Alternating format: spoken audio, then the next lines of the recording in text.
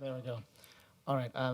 Thank you all, and thank you for the lovely introduction there, Anna. I'm really very excited to be here, along with other researchers who are talking about the volunteer battalions, because as a Canadian from Western Canada, and even in London, there weren't many people discussing these issues. So I'm going to try to avoid stepping on Tor's shoes too much by focusing on the technological aspects of my research during the presentation. Specifically, I'm going to be talking about social media and crowdsourcing and its influence on the volunteer battalions, both operationally and dealing with funding. And then I'm also going to talk a little bit about the political consequences of its use during the conflict. When I first traveled to Ukraine, I didn't expect to be writing about tech. My background is in extremism studies for the most part and defense and foreign affairs. Tech is something I mostly kind of associate with an appreciation of Star Wars from my childhood. But as I spent more time there, I realized how important these networks were and this sense of the use of technology was. As I was first emailing my contacts in Ukraine to try to set up interviews, a lot of them just said, contact us when you arrive. This was a little disconcerting for me because as a Canadian, I really wanted to set things up ahead of time. But most of you who've done research in Ukraine know that that's basically common practice there. But I wanted concrete plans, but that wasn't really how it worked. Most of my interviews were organized through the networks and the social media that was established there. So when I arrived, I had a friend of a friend of a friend contact people. I had colleagues contact people, mostly through these social media networks that became so important to my research. Now, these experiences were in a lot of ways indicative of both the best and the worst parts of the volunteer battalions. My interviewees utilized social media. They were swift to respond to inquiries and adaptable based on the situations at hand. But they could also be disorganized and fairly uncoordinated. I had one contact who I had to contact 3 times because he changed the interview time multiple times at the exact same evening. Another one who I called at 9 p.m. to set up an interview sometime in the following week who said, no, let's meet right now, as it was. And this is fairly consistent. The volunteer battalions use technology in multiple ways. They used it for their organization, their funding, and in political actions after the combat operations died down.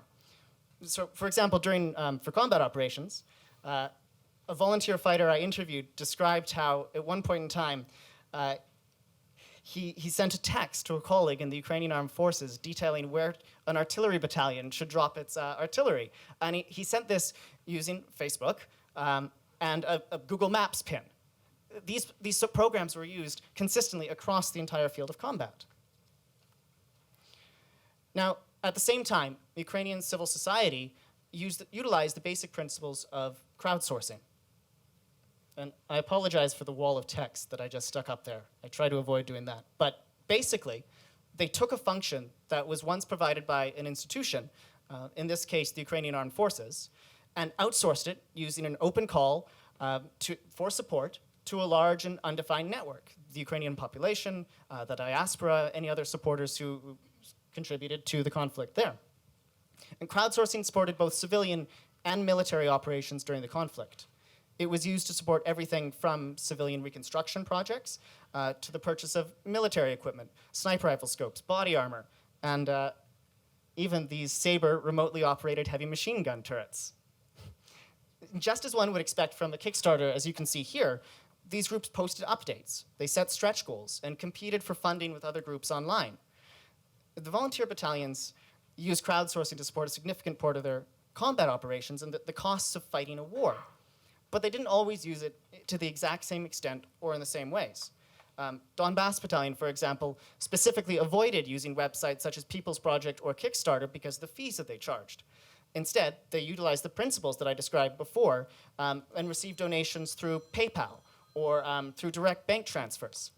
They would also post to Facebook or Vkontakte and request specific pieces of equipment or supports things like medical gear or even blankets, rifles that they needed. And members of the group could go and either provide donations directly to the headquarters for the battalions or in some cases even loaded them up in cars and drove them directly to the front lines, but still operating under those basic principles of crowdsourcing.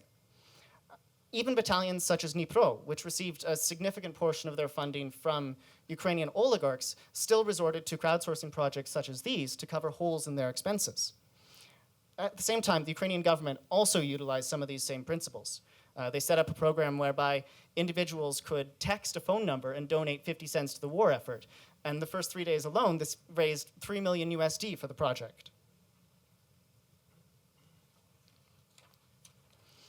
Now, crowdsourcing was extremely important in that it allowed civil society, and in the form of the volunteer battalions and civil society support as a whole, to react quickly and effectively to the conflict situation in the East and Russian aggression there. But it did bring some major negative consequences along with it. On a tactical level, it was very easy for volunteers, or at least relatively easy for volunteers to crowdsource rifles, body armor, scopes, basic equipment, but it was far more difficult for them to crowdsource the purchase of an armored personnel carrier or an anti-tank missile that was capable of knocking out Russian-backed tanks.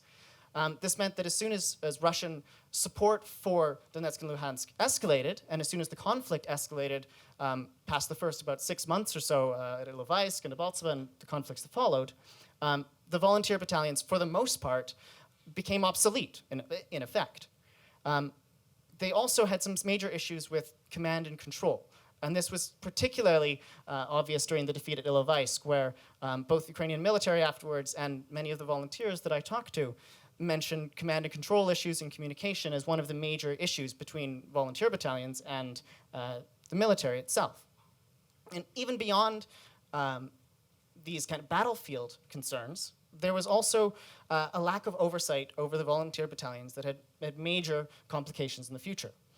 There's a number of human rights abuses that came out now, and these were helped a little bit by the disbandment of some of the worst of the perpetrators, such as Aidar Battalion at one point and the Tornado.